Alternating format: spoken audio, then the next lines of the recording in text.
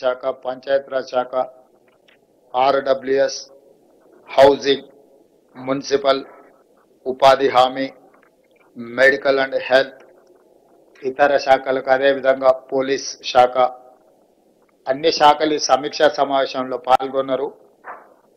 ఆయా శాఖలకు సంబంధించిన అధికారులు వాళ్ళు క్షేత్రస్థాయిలో సేకరించిన సమాచారాన్ని వరదల సమయంలో మీరు ప్రజలకు అందుబాటులో ఉండి చేసిన సేవల్ని, ముఖ్యంగా మా ఎల్లారెడ్డి శాసనసభ్యులు ఎస్డిఆర్ఎఫ్ వాళ్ళు సహకరించడం వల్ల చాలామంది ప్రాణాలు కాపాడగలిగినాం. కలెక్టర్, ఎస్పీ అదేవిధంగా ప్రభుత్వ అధికారులు అందరూ కూడా సంపూర్ణంగా సహకరించారు. సమస్య ఉన్నప్పుడు క్రైసిస్ మేనేజ్మెంట్లో అధికారులు అందరూ కూడా సహకరించిందని వారు చెప్పడం జరిగింది. ఈ క్రైసిస్ సమయంలో రోజుకి 24 గంటలు పనిచేసిన ప్రభుత్వ సిబ్బందిని అందరిని కూడా మనస్ఫూర్తిగా నేను అభినందిస్తున్నా. మీరందరూ కష్టపడి ప్రజలకు అందుబాటులో ఉండి ఈ సమస్యల్ని ఎదుర్కోవడంలో సహకరించినందుకు ప్రాణ నష్టం, ఆస్తి నష్టం, పశు సంపద నష్టం చాలా తక్కువగా జరిగింది. ఈరోజు మనం తీసుకునే నిర్ణయాలు భవిష్యత్తులో ఇలాంటి సమస్య వచ్చినప్పుడు ఈ సమస్య తీవ్రం కాకుండా ఉండడానికి అవసరమైన అంశాలను అన్నిటిని కూడా వివిధ శాఖలు ఉన్న అధికారులందరికీ కూడా సూచన చేయడం జరిగింది. నా సూచన, నా ఆదేశం, ఏ శాఖకు ఆ శాఖ బాగానే పనిచేస్తారు. ఇతర శాఖలతో సమన్వయం చేసుకోవాల్సి వచ్చినప్పుడు కొంత ల్యాగ్, అంటే కొంత గ్యాప్ ఉంటుంది. అంటే ఈ రోజు అవసరం ఉంటే 3 రోజుల తర్వాత మనం చేయడం వల్ల ఆ పర్పసే డిఫీట్ అవుతుంది. శాఖల మధ్యలో సమన్వయం, ఎందుకంటే వ్యవసాయము, సాగునీరు అనేది రెండు ఇంటర్ రిలేటెడ్. మీకు చెరువులు, కుంటలు లేకపోతే ప్రాజెక్టులు తెగితే ప్రాజెక్టు తెగే వరకు, ప్రాజెక్టును నిలబెట్టే వరకే మీరు చూస్తున్నారు. మీరు తెగిన తర్వాత నీళ్ళని వ్యవసాయ పంట పొలాల మీదకి పోయినప్పుడు వ్యవసాయం నష్టం జరుగుతుంది. ఆ తర్వాత విద్యుత్ శాఖ, ఫాలోడ్ బై అగ్రికల్చర్తో పాటు followed by affected department is electricity department. Sub స్టేషన్లు కానీ, ట్రాన్స్ఫార్మర్లు కానీ, కరెంట్ పోల్స్ కానీ, ఇవి. దీని ఫాలోడ్ బై ఆర్ఎండ్బి అండ్ పంచాయతీరాజ్, రోడ్లు తెగిపోవడం. వాటికి తెలియదు ఆర్ఎండ్బి రోడ్ ఏది, పంచాయతీరాజ్ రోడ్ ఏది, ఇట్లా వాటర్కి అదేం తెలియదు. రోడ్డు అంటే రోడ్డు అడ్డం వచ్చింది, తెగుతున్నది.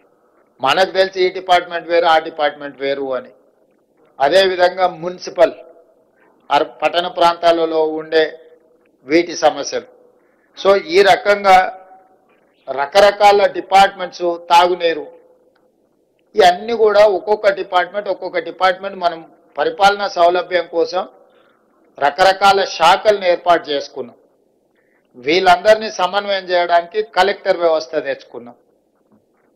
వీళ్ళందరూ ఎక్కడైనా తప్పులు చేస్తే వాళ్ళని సరైన దారిలో పెట్టుకోవడానికి పోలీస్ శాఖను తెచ్చుకున్నాం.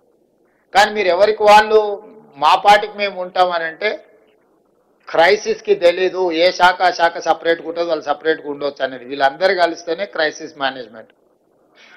ఈ క్రైసిస్ మేనేజ్మెంట్లో ఒక డిపార్ట్మెంట్ ఇంకొక డిపార్ట్మెంట్ సహకరించుకోవడం సరిగ్గా, అంటే ఆశించిన స్థాయిలో లేదు అనేది నా అబ్జర్వేషన్.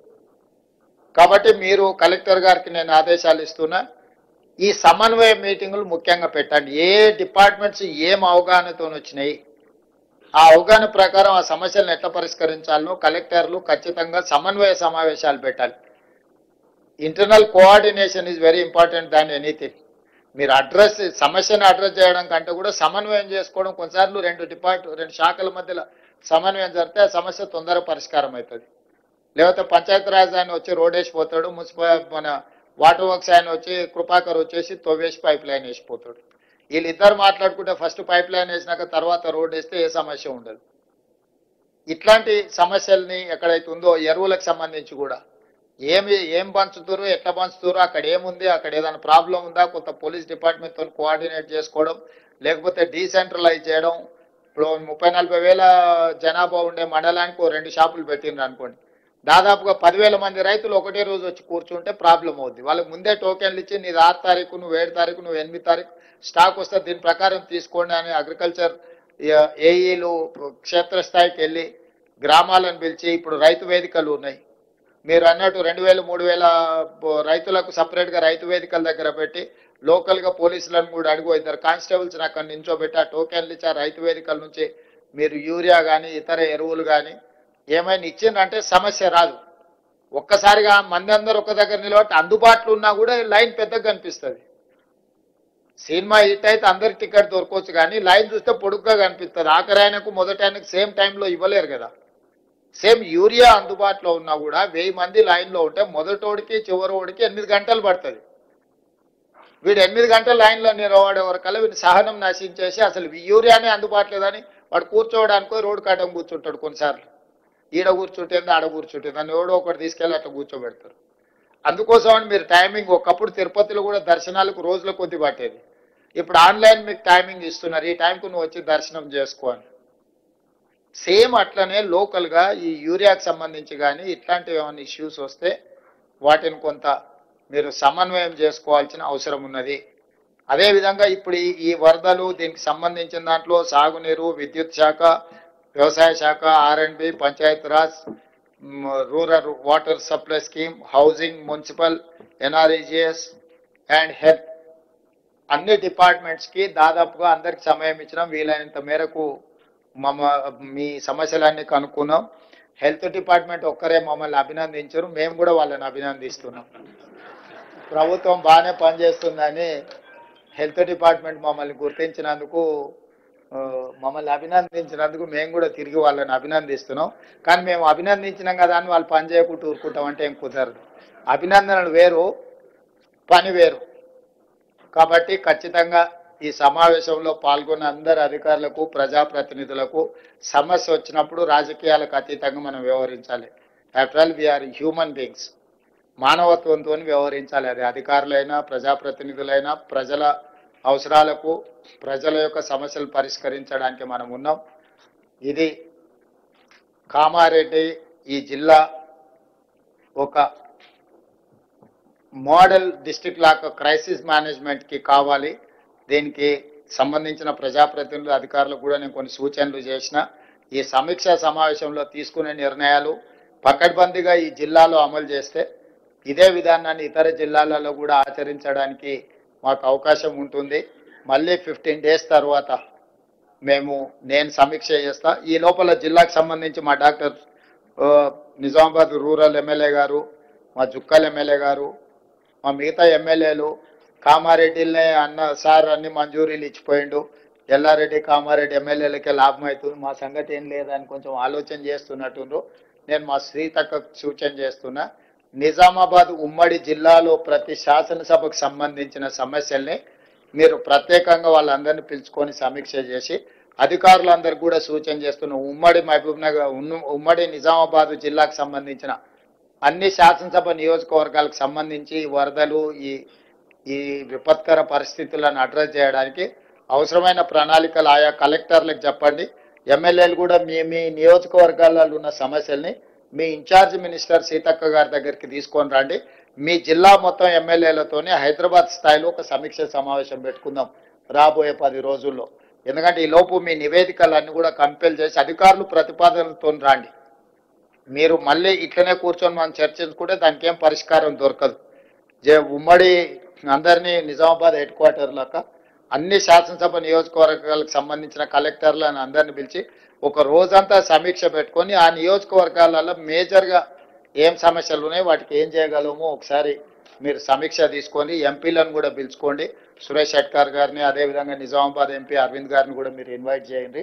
ఈ ఉమ్మడి నిజామాబాద్ జిల్లాకు సంబంధించిన ప్రజాప్రతినిధులు ఎవరెవరైతే ఇందులో పాల్గొన్నారో, పెద్దలు పోచారం శ్రీనివాస్ రెడ్డి గారు, వీరందరూ మన నియోజకవర్గాలకు సంబంధించిన కీలకమైన సమస్యలు, ముఖ్యంగా ఈ వరదల సమయంలో, ఈ వర్షాల సమయంలో జరిగిన డ్యామేజ్ ఏమేమి రిపేర్లు చేయాలి, ఏమేమి నిధులు మంజూరు చేయాలి, వీటన్నిటికీ సంబంధించి ప్రభుత్వం ఈ ప్రాంతానికి సానుకూలంగా స్పందించి నిధులు వేగంగా విడుదల చేస్తాం. ప్రణాళికబద్ధంగా అంచనాలు తయారు చేయండి. అందాజ మీద చేయడము, టెంపరీ కోసం, టెంపరీ అనేది ఫ్లడ్స్ వచ్చినప్పుడు అడ్రస్ చేసేది, మీరు తర్వాత చేసుకునేదంతా కూడా పర్మనెంట్గా. చివరిగా నా సూచన, కేంద్ర ప్రభుత్వం నుంచి ఎంత వస్తే అంత నిధులు రాబట్టుకోవాలి. మీరు అసెస్మెంట్స్ బిల్ రికార్డ్ చేసేటప్పుడు 2 రకాలుగా చేయాల్సి వస్తే ఈ క్లరికల్ జాబ్ ఈ లెబోరియస్ జాబ్ మేము చేయలేమని మొత్తం స్టేట్ గవర్నమెంట్ దాంట్లోనే రికార్డులు చేస్తున్నారు, ముఖ్యంగా పనులు చేసేటప్పుడు. నేను స్పష్టంగా చెప్తున్నా, కేంద్ర ప్రభుత్వం నుంచి ఎంత తీసుకోవడానికి అర్హత ఉందో మీరు అంత అమౌంట్ అందులో రికార్డ్ చేయండి. మిగతాది స్టేట్ గవర్నమెంట్ ఇచ్చినట్టుగా బిల్ రికార్డ్ చేయండి. ఇది కొంచెం ఒక ఎక్స్ట్రా అవర్ పని చేయాలి బిల్ రికార్డ్ చేసేటప్పుడు. మంజూరు చేసేటప్పుడు కూడా మీరు ఆ ఫార్మేట్ తీసుకోండి, బిల్ రికార్డ్ చేసేటప్పుడు కూడా ఆ ఫార్మేట్ తీసుకోండి. ఎందుకంటే మనకు flood relief fund government of India ఏమి ఇచ్చినా ఏ అధికారులు దాన్ని రికార్డ్ చేయలేకపోతున్నారు. ఎందుకు అని అంటే అసలు మన వాళ్ళు ఎవరు అందులో తక్కువ ఉంది కాబట్టి ఇది మా దీంట్లో పారామీటర్స్లో ఫిట్ ఇన్ అవ్వట్లేదని దాన్ని ఇగ్నోర్ చేసేసి మొత్తం రాష్ట్ర ప్రభుత్వం నుంచే బిల్లులు పెట్టాలనే ప్రయత్నం చేస్తారు. ఇక ముందు అట్లా జరగడానికి వీల్లేదు. కేంద్ర ప్రభుత్వం నామ్స్ ఏమేమి ఉన్నాయి దాని ప్రకారం మీరు కంప్లీట్గా రికార్డ్ బిల్ చేయండి. అవసరం అనుకుంటే ఒకవేళ కేంద్ర ప్రభుత్వం నిధులు లేకపోతే మొత్తం నిధులు రాష్ట్ర ప్రభుత్వమే ఇస్తుంది.